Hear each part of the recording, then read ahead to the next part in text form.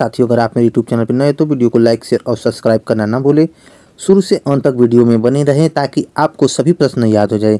साथियों, हिंदी किसी भी एग्ज़ाम की तैयारी कर रहे हैं जिसमें अगर आपको हिंदी पूछी जा रही है तो उसके लिए ये वीडियो अति महत्वपूर्ण होने वाली है। तो साथियों, देर न करते हुए प्रश्न स्टार्ट करते हैं। प्रश्न नंबर पहला है आपका,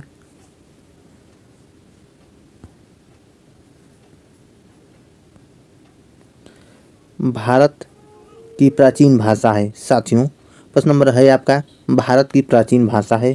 तो साथियों, आपका राइट आंसर हो जाएगा option number C. Option number C है आपका संस्कृत। भारत की प्राचीन भाषा संस्कृत है। साथियों, प्रश्न नंबर अगला देखते हैं। प्रश्न नंबर अगला है आपका, उपनिषदों की संख्या कितनी है। साथियों, उपनिषदों की संख्या कितनी है। तो साथियों, आपका राइट आंसर हो जाएगा option number B. Option number B है आपका 108। ऑप्शन नंबर बी है आपका 108। उपनिषदों की संख्या कुल 108 होती है। साथियों, प्रश्न नंबर अगला देखते हैं। प्रश्न नंबर अगला है आपका, कौन सी भाषाओं में लिंग भेद नहीं है। साथियों, कौन सी भाषाओं में लिंग भेद नहीं है। तो साथियों, आपका राइट आंसर हो जाएगा पाली और Nepali. Option number B. Option number B, पाली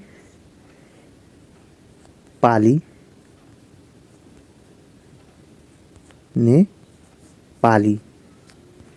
पाली और नेपाली में आपका राइट आंसर हो जाएगा।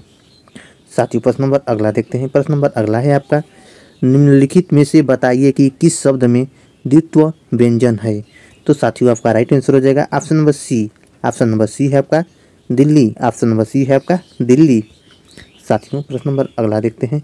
प्रश्न नंबर अगला है आपका, कौन से वर्णों को स्वर और व्यंजन के मध्यवर्ती माना गया है। साथियों, कौन से वर्णों को स्वर और व्यंजन के मध्यवर्ती माना गया है। तो साथियों, आपका राइट आंसर हो जाएगा option number C. Option number C है आपका अतस्व व्यंजन। ऑप्शन नंबर सी, अंतस्व व्यंजन। Option number C. साथियों, प्रश्न नंबर अगला देखते हैं। प्रश्न नंबर अगला है आपका, निम्नलिखित में से कंठ ध्वनि कौन सी है। साथियों, निम्नलिखित में से कंठ ध्वनि कौन सी है। तो साथियों, आपका राइट आंसर हो जाएगा option number A. Option number A है आपका क और ख। निम्नलिखित में से कंठ ध्वनि कौन सी है।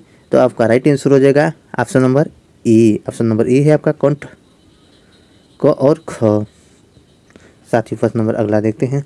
प्रश्न नंबर अगला है आपका, निम्नलिखित में से साथियों, निम्नलिखित में से अशुद्ध वर्तनी वाला शब्द है। साथियों, निम्नलिखित में से अशुद्ध वर्तनी वाला शब्द है। तो साथियों, आपका राइट आंसर हो जाएगा option number D. Option number D है आपका उपर्युक्त। ऑप्शन नंबर डी है आपका उपर्युक्त। ये साथियों, ये उपर्युक्त आपको गलत लिखा गया है। उपर्युक्त ऐसे लिखा जाता है ऊपर युक्त। Option number D. साथियों, प्रश्न नंबर अगला देखते हैं। प्रश्न नंबर अगला है आपका,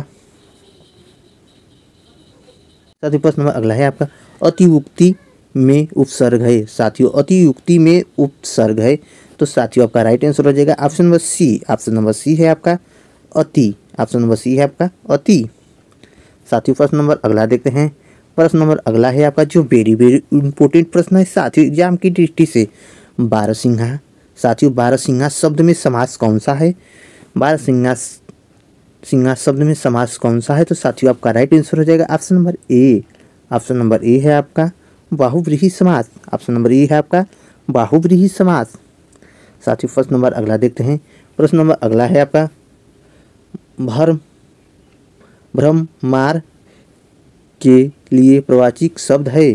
तो साथियों, आपका राइट आंसर हो जाएगा option number A. Option number A है आपका भृग। Option number A. साथियों, प्रश्न नंबर अगला देखते हैं। प्रश्न नंबर अगला है आपका जो वेरी वेरी इंपॉर्टेंट प्रश्न है साथियों, सहचर्य का विलोम शब्द है।